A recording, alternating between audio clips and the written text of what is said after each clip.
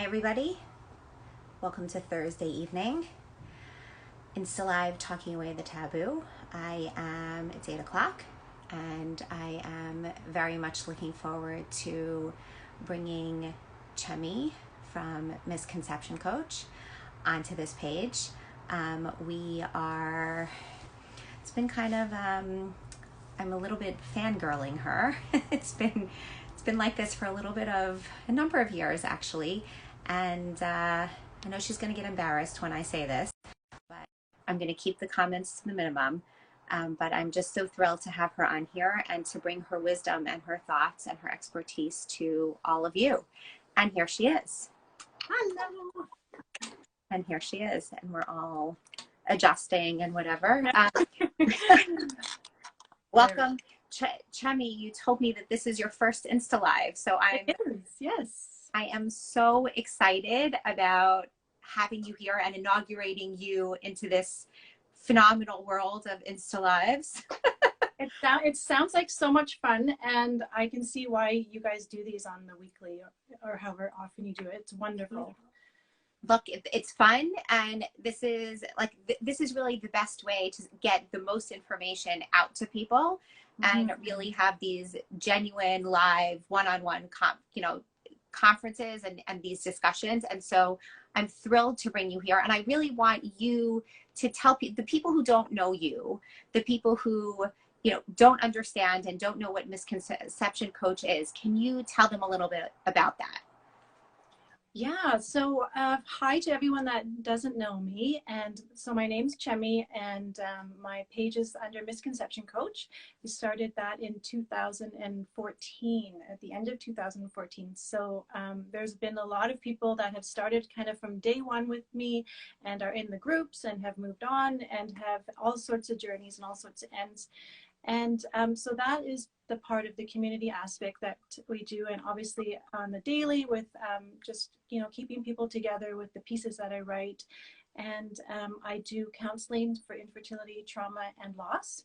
So that's also individuals and couples sessions as well. You've been doing so much, and you've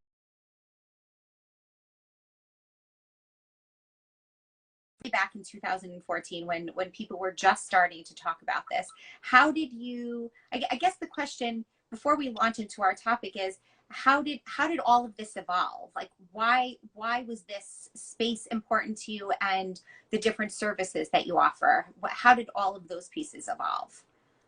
It evolved from my own experience with just having that lack of support and emotional support in kind of a real-time situation. So that was something that I felt and I saw, and I knew that was missing from so many women's experiences and so many people that have had loss and have gone through this crazy world of infertility. And it started just from literally sitting in the emergency room and feeling so alone and feeling you don't belong there, so they send you home, and then you have all this grief. And we started, I think it was maybe last year, using the word trauma to describe infertility emotions, and now I see it used all the time, and it's something that I think is really important, using that language and not kind of dismissing that sort of grief. And yeah, so it was really just from my own personal experiences, and then working with women in different environments that have experienced the same things. Okay, so I mean, look, you're clearly looked to as I said, one of the pioneers, one of the experts in this world, and I think that the fertility community in general has always been one that is fraught with uncertainty. We never know when or if we're going to get that positive pregnancy test. We don't know when we do get that positive pregnancy test, if that pregnancy is going to go to term, if we're going to hold a healthy baby in our arms 9 months later. There's so much that's uncertain, and all of the trauma that surrounds the uncertainty. And so that's really our topic for tonight. The general uncertainty of this world, of this space, of this journey, and then layered on top of that is everything that all of us are going through right now. So I'd love to, let's pick apart some of these Mm-hmm. pieces, what, how do you counsel your patients and your clients, and how do you address some of these concerns generally, and then what's different now? Yeah, I mean, one of the main things that we talked about a lot is, just that word that comes up so often is anxiety, and just the what ifs and the unknowns right now. And having that happen to you when you're already experiencing trauma and loss, to have a sudden, jarring end to, say, a cycle, or when you're going through a miscarriage alone right now, or, and a cycle that was not successful, and you're alone, your clinic's closed, like literally there, you don't have communication, you don't know when that's going to happen. So, and I would say the last 3 or 4 weeks, it's really been sessions, we've really been talking about that fear and how do we stay home and feel safe, and at the same time balance our own stress and anxiety, trying to control things that we can control and not try to obsess about the things that we can't. And obviously, if anyone that reads my page, I'm all about expressing and not holding anything in, Yes. expressing how you're feeling. It's not complaining when you're talking about sitting at home alone and feeling isolated and lonely and angry, and being really frustrated with the situation. And that's okay to share that, and it's important to keep expressing exactly how we're feeling about that kind of stuff. Do you think that the have people been describing to you this sense of not getting the support even after expressing, like if they're already sort of have been working with you and they're already in that frame of mind of knowing that it's okay to talk about their feelings, it's okay to express the disappointment or the uncertainty, are are people saying now that they're not getting as much support as they used to? I think it's changing because, when you're in a traumatic experience like infertility and loss, and now people around you that were your support system are all of a sudden asking you to be there for them.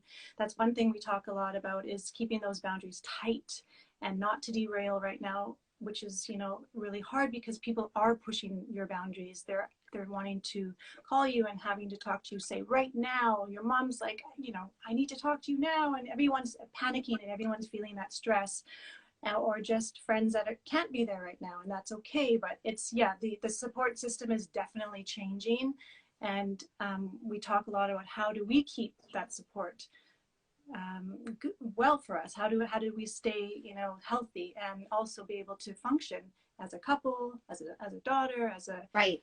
sister. There's Right. so I'm many. hearing, yeah, I'm hearing a lot from the people that I speak with also that they themselves are struggling so much, and they they're often also disappointed in the people around them who they used to get support from, and they hope that they would get support from. So I'm hearing both the boundary issue of people needing them and them not being able to give because they're so, Mm-hmm. so overwhelmed with their emotions and the grief and the anxiety. But Yeah. also I'm hearing the other piece of how people are just disappointing them. Yeah. It's really hard. I mean, that's even on a normal day-to-day basis. We talk about the dynamics of those kind of Right. relationships. And right Right. now, yeah, there's that added element of people being in shock and people just starting to kind of spiral down, and they can sometimes suck you into that energy, right? Right. People sending you, did you see this on the news? And what, just it's that kind of panic. And Yeah. it comes back to us being able to say, no, Right. I need to curate my own daily experience. And in sessions, we always talk about not adding anything new. It's really just keep stripping down, stripping back anything that, you're going through your daily scrolling and nope, gone. We don't need to apologize for that. We don't need to explain to anybody why we're doing that. You're healing and you have every right to make your world as safe as possible right now. So So that's kind of so yeah, so you're basically your advice to people to try to manage the overwhelming uncertainty and anxiety is to kind of bring it all smaller instead of, and like, because everything feels so big, to try to bring it smaller. There's probably a better word to say, way to say that. Yeah, it's true.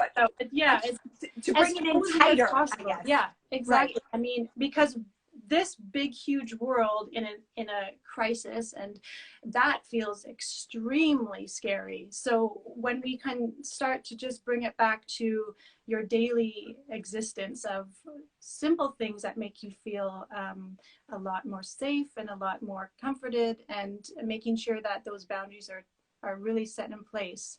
And it's that little voice, in our head that will keep nagging at us. Don't be selfish, or be nicer, or, help them out and be a nicer person and a more giving person. And that's the kind of things that we talk about in sessions, to just get rid of that voice, because it's, as women in general, we tend to be wanting to be the givers and the helpers, and that's wonderful. But when you're in trauma, that is, and you're grieving, and you definitely don't have the energy to do all that. It's just too much. Right. I mean, I was just going to add something. Even in my own personal life, I found that even just managing this page and managing my followers and wanting to give as much as I possibly can, I've also realized that I need to put boundaries on the time that I'm spending here, because I also need to fill my own bucket and bring it smaller, because I can't give to anyone else if I'm not filled. So I've had to sort of tighten it myself. And so everything that you're saying makes perfect sense. Perfect. Yeah, and to remind yourself that, your only job when you are grieving and you are in a state of kind of healing, that's your only job, and that's okay. I keep using that same line because I love it, is that healing is productive. And that is something that, you kind of have to keep telling yourself. If just today I was able to process certain emotions, and if just today I was able to sit and feel a little bit, stronger in that, and move forward in a better way, then that's enough. That's really enough. Right. Someone's commenting here, and she's saying that she loves what you're saying. She said she had a number of purely people who are just bored right now, and reach out to her like a year after she really needed them. And she found herself feeling even more resentful, and she's doing her best to breathe through the waves.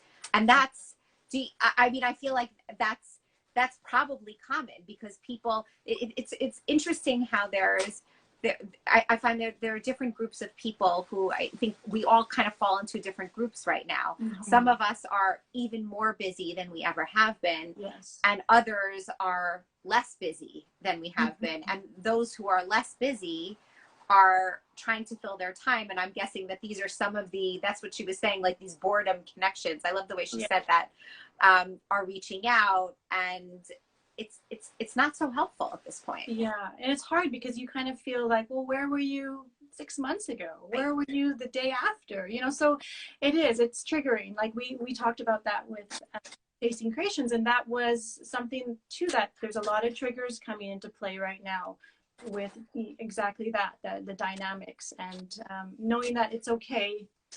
It's still the same triggers, and we will still react the same way, figure them out the same way. Absolutely. Absolutely.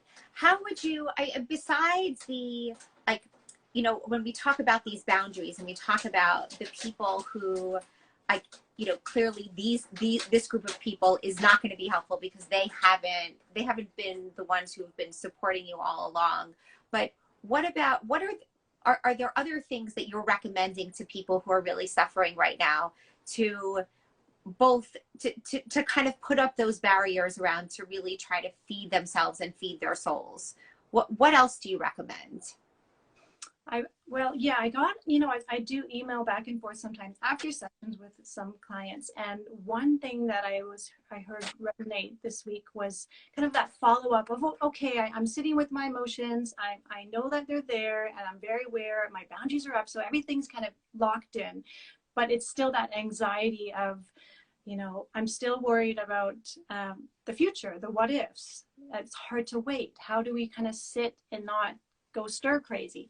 So we, you know, we talk a lot about making sure that you keep giving yourself those reminders. For every time that that comes in, you have to go counteract and say, I'm already doing the hard stuff. You know, it's okay to just remind myself that I can control this amount and I can't control this amount. So let's look at the stuff we can control and really put our energy towards that.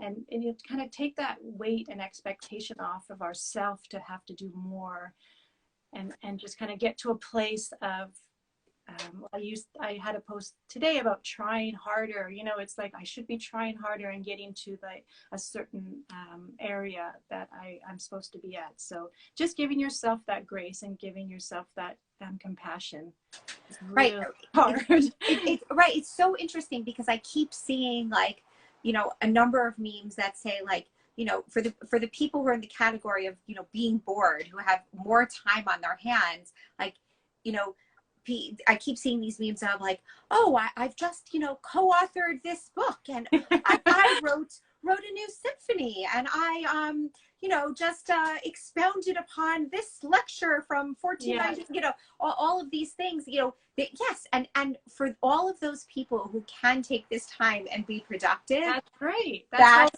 wonderful. Yes. And I see that quote going around a lot about the same storm, different boat, yes. Which is really, you know, it's such an interesting way and easy way to think about it, because it's all the same. Everyone has their struggle, but within that struggle, we don't all have the same means to get support. We don't have the monetary, you know, this, like, let's be realistic, support and everything is out there, but not everybody has the ability or just the time, you know, the support to do it. If they have a spouse that's an essential worker, like, there's all these very specific things that maybe they're as an essential worker, maybe they're still working, you know, around the clock. So it's easy to say self-care, but we have to be realistic about what self-care means, and not that it's starting to add stress to our life. So so take away anything that is adding stress, and don't feel guilty for the things that are making you feel good right now.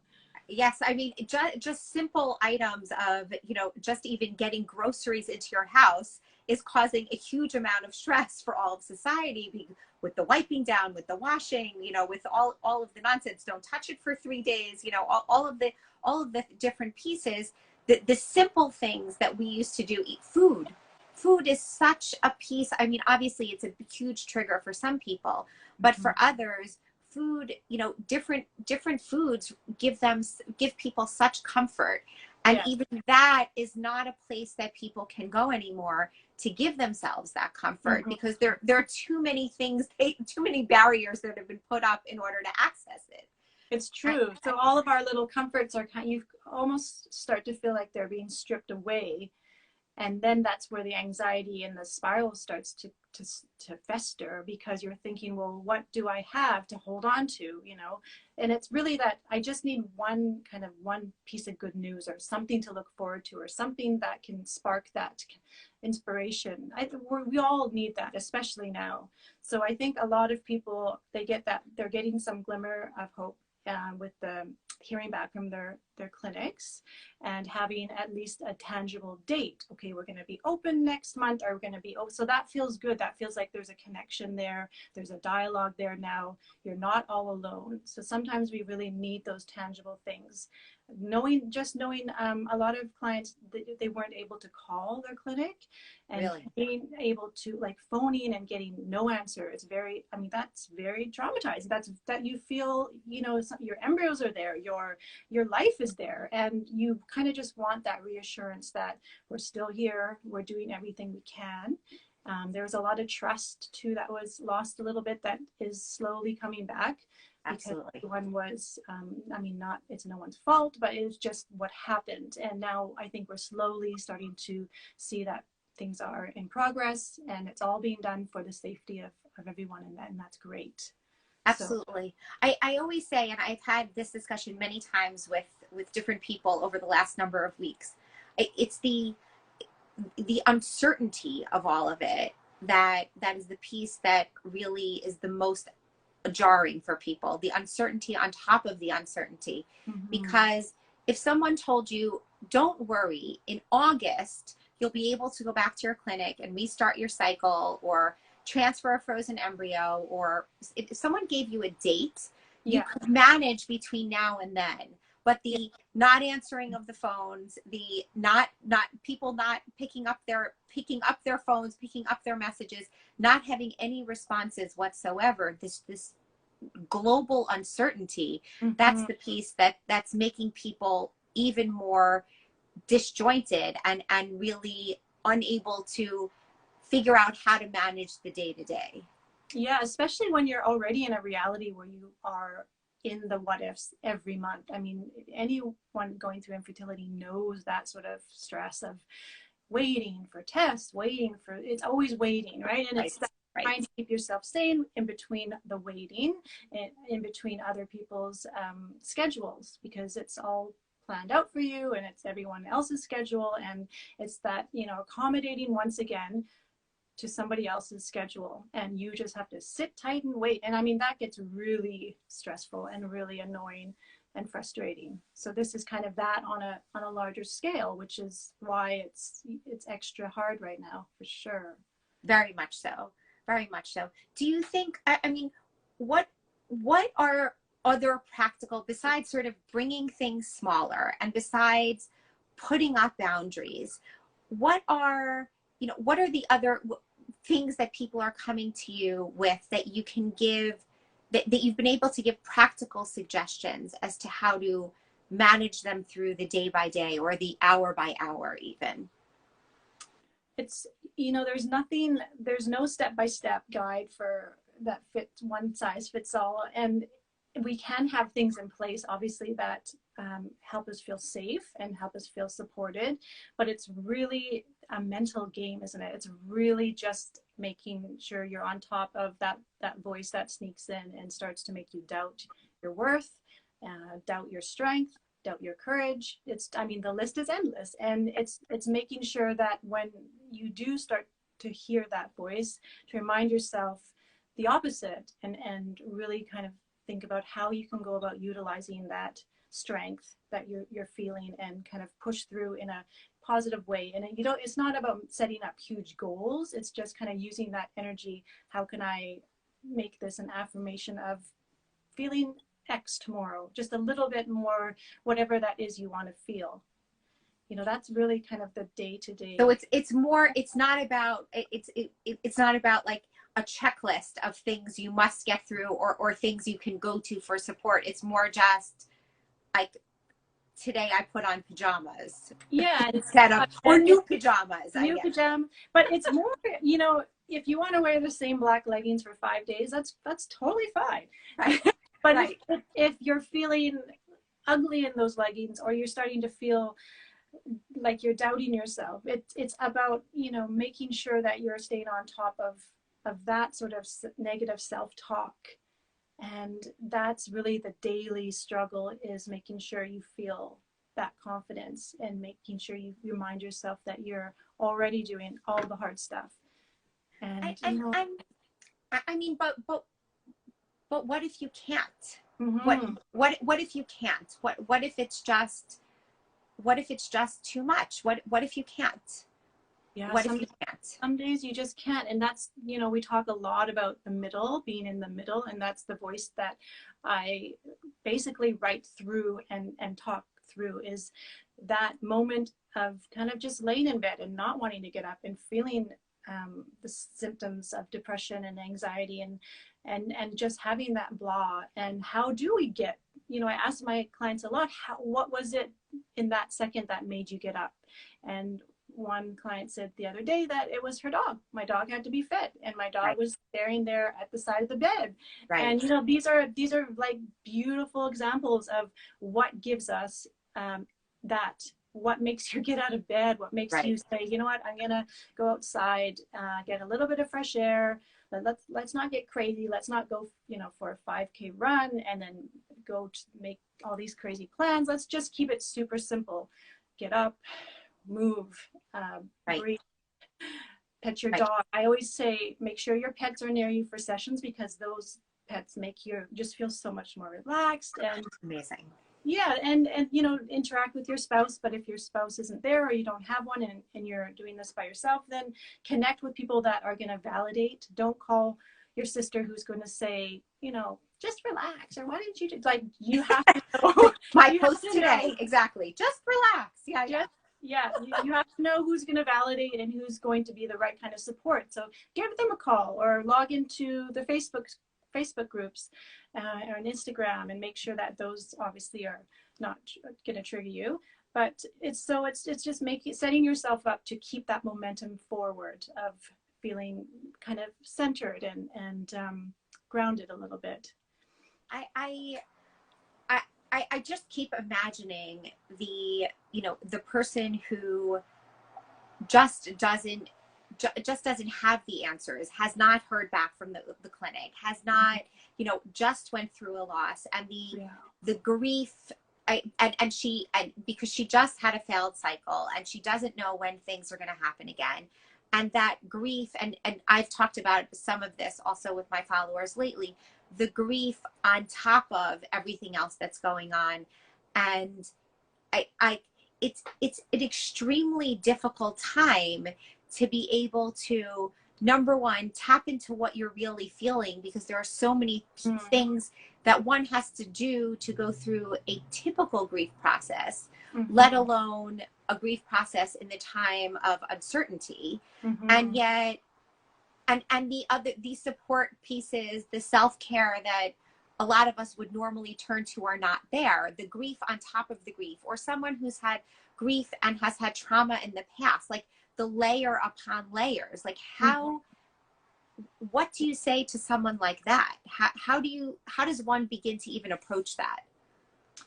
Yeah, this week I had a lot of really hard connections. It was a lot of people grieving alone, and that's kind of I really just, we sat and cried a lot this week, because it was, but that's what the holding of space is. Yes. Is when someone is alone and they are going through a failed cycle, or a loss of miscarriage. It's just being in that moment with them, and making sure they feel like they're okay, they're safe, and they're not alone. That was really hard, and that's something that I think is really showing up a lot right now, is people grieving by themselves, and that's By themselves because they are single parents, or by themselves because they're in quarantine. Like, why are they by themselves? I'm just curious.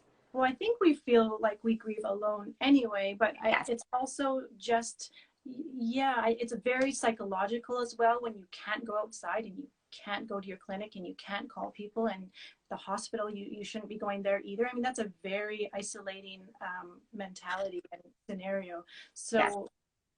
I think also the preoccupation of people talking about, all of these other sort of traumas. Your trauma kind of comes way down here. You don't really want to bring it up. Oh, hey, guess what, guys? I'm having a miscarriage. Let's, you just, it's not, you don't really want to add to that, other people's stress and other people's what they're going through. So I find that people are feeling a bit isolated emotionally, being able to share that and feel like people are there to connect and help them through that grief right now, which is, like I said, we know it's hard on a normal day.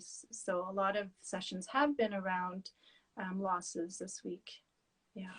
And your advice to all of us who are in this supportive role to so many of these individuals, and I have these conversations with a lot of people also, is to really to just sit with them, as you were saying, just to let people, if they're reaching out, and if they're or if you're a person that when you reach out, that person begins to unload to you, what is the best way to support them?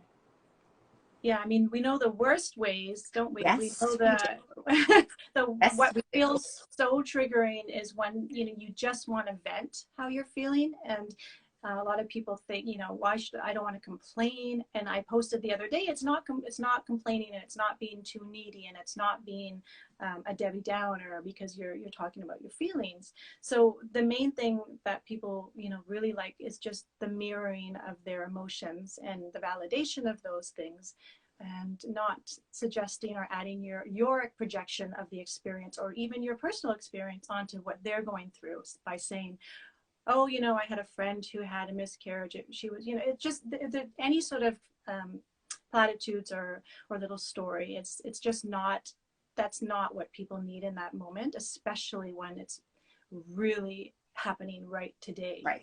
You literally just need to cry, and you need to get it out, and you need someone to make sure that you're connected with them in that moment. Right. It's not about the, oh yeah, that sounds just like my miscarriage. And after, you know, 2 weeks, I was fine. You know, I went to the gym a few times. I spoke to a few people. I drank a few bottles of wine, and like all was good. So you should be fine too. Yeah. You'll be fine. And you'll come out stronger, or really kind of nails on a chalkboard for most people.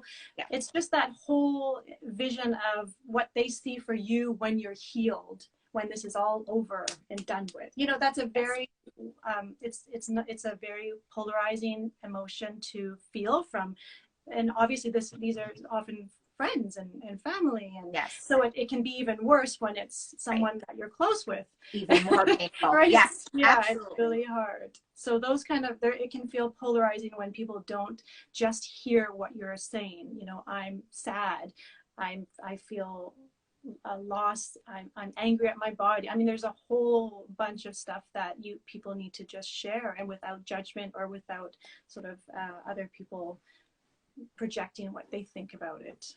Yes, I love the way you said that, though, about how a lot of times those comments are the, you know, the you'll be fine, or everything will be better later, or the other one that you said that I just forgot in 5 seconds. The oh, you'll come out so much stronger. Yes, you'll come out stronger. It's almost as if, yes, I mean, obviously the list is large, but those two, I love the way you just said that, because those two are the comments that people are looking to see you at the end, like after all this. They're not willing, I don't know if willing is even the right word, but more that they can't or they just don't have the capacity to be with you in here and now. They're sort of waiting for you. Right. They're waiting for you on the other side. Yeah, exactly. Yeah. And that doesn't feel good when people talk about, you know, you after your pain, or if they're like, oh, you know, you were only 5 weeks, or you guys can just try again. And that's a very hurtful thing. Yes, you were able to get pregnant, so you'll be fine. You'll just get pregnant again. Yeah. And you know, we know people have good intentions, and most of the time it's a very that people like to just kind of comment because they're awkward, and not many people know how to sit in grief and be able to hold that kind of intensity of emotion. And so we try to push through and put on, you know, a silver lining to most of it, and make it go away. And then that feels we talk about isolation. That's the isolating part, is feeling like you're basically alone in those feelings, even though you could have 10 people around you, sitting around you. Absolutely. Is the majority of your practice women who are going through infertility or loss, or is it sort of a big, you know, are all of these pieces overlapping at this point? There's a lot of overlap, I would say. Yeah, there's, you know, some people that are just starting out, and they know they're going to start IVF, and they said, you know, I want this as an extra support level. Right. There's people that obviously are years into it, are pregnant now, some that are postpartum, and they're on, but they're still dealing with, I mean, obviously infertility doesn't end, and there's just different layers and different times that we feel the energy and need that kind of support. Sometimes you're not ready to deal with that, and that's okay. Someone the other day said, I just want to reach out and I want to connect with you soon, but I'm not ready. And I said, that's great. That's Yes. so okay. And there's never pressure. You know, you shouldn't ever feel pressure at all. Yes. So, you know, people know when they're ready, and people know when they're ready to move on and move through different things. And when we tell them to do it, to cheer up and just to do that, it doesn't register. So Never. Never. let's stop doing it. Yeah. Right.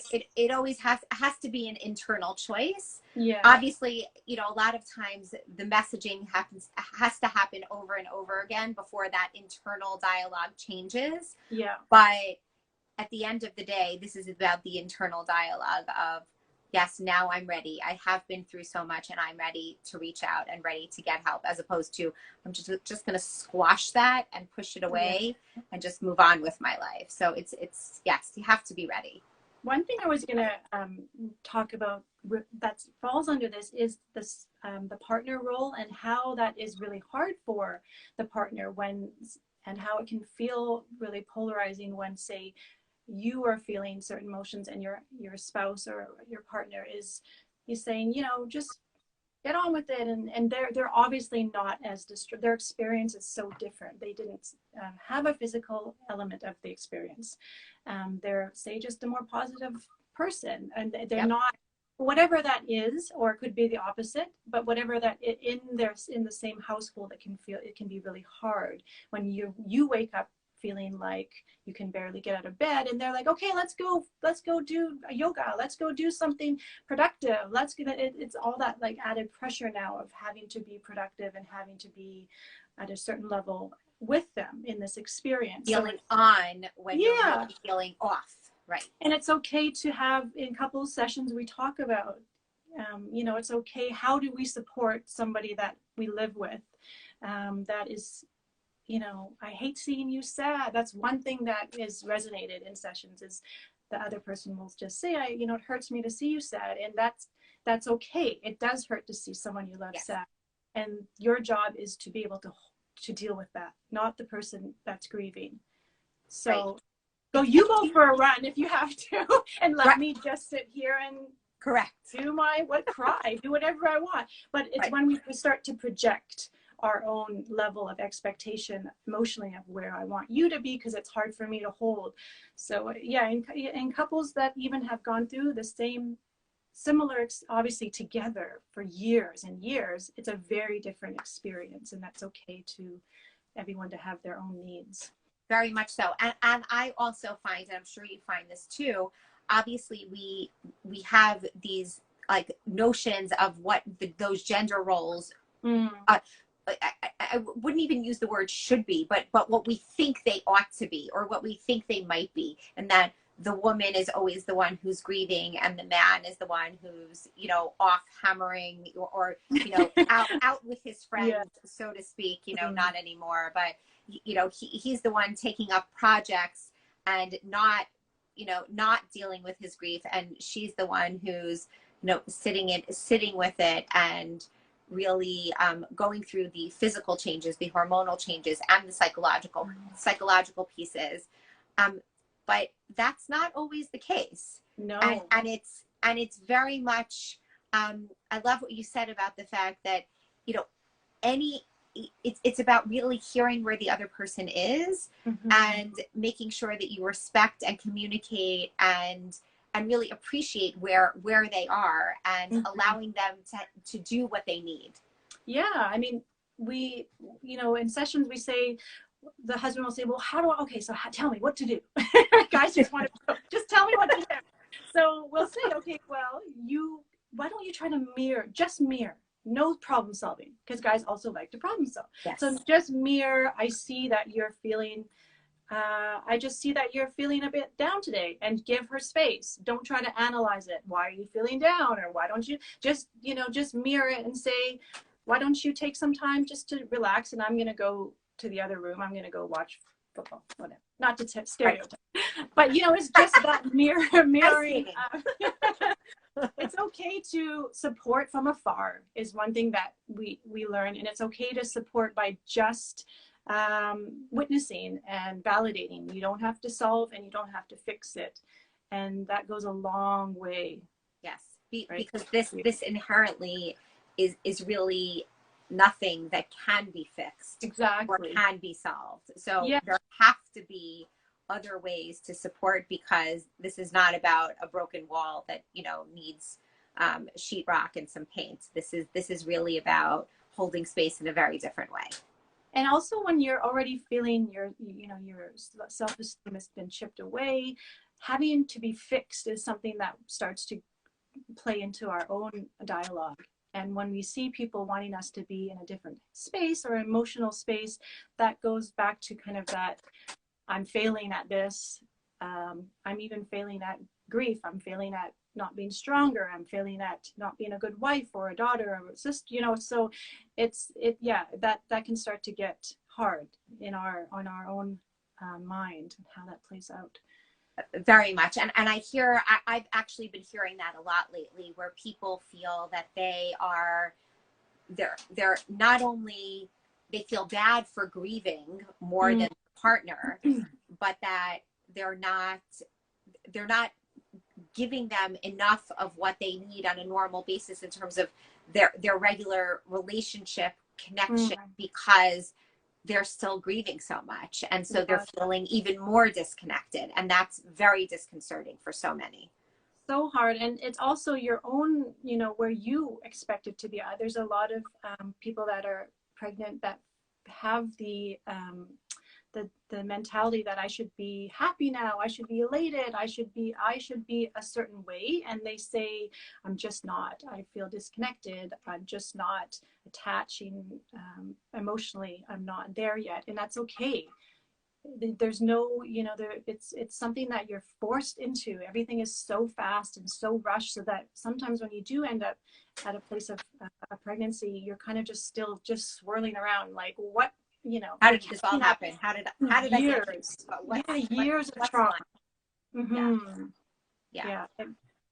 That's actually an excellent point. It's the post-traumatic piece of it, where you think that those magical 2 lines should be taking away everything, but yet there's still all of these different pitfalls and landmines all along, where because the trauma is so intense, that even a positive pregnancy test, and then, a healthy pregnancy still doesn't, eliminate all of that trauma. Yeah, your anxiety is even more. It comes out even more so, and it's okay. Like you asked, who is kind of the stereotypical person that's reaching out? It's really someone that's working through that at every single part of their path.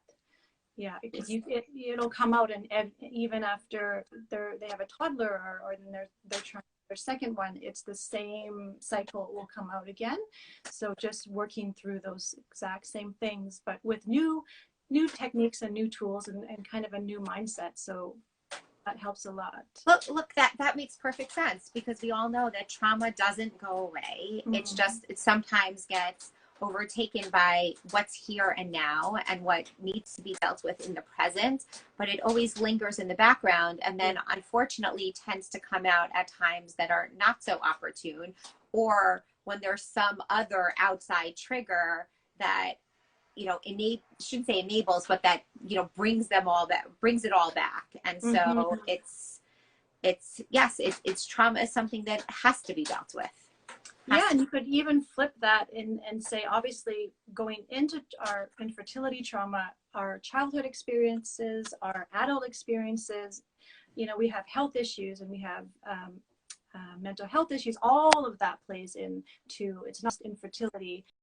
It's people that have stressful jobs and stressful relationships and health. Yeah, I mean, health issues are a huge part of what preoccupies your mind and your ability to do a lot of stuff. So you're dealing with huge amount and so many different facets of who you are, and at the same time dealing with all that infertility and loss.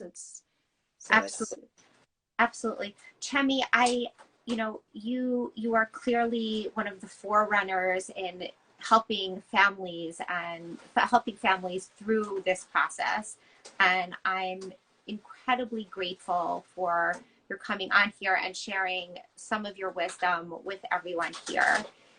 But it's clear that people you know, this is not a substitute for one-on-one therapy or some of the group offerings that you do give to people. How, if people want to reach out to you and want to find you and want to take advantage of your services, what is the best way for people to find you? The best way is to send me an email. So in the Instagram page, I have a website link, direct link there. Instagram DMs often get lost, and I feel horrible because it takes so long. And I do try to obviously get back to every single person, but if it is kind of a you know, real-time situation, please just email me, info@misconceptioncoach.com. But again, the link is in the website, and I'll get back to you right away. Amazing, amazing.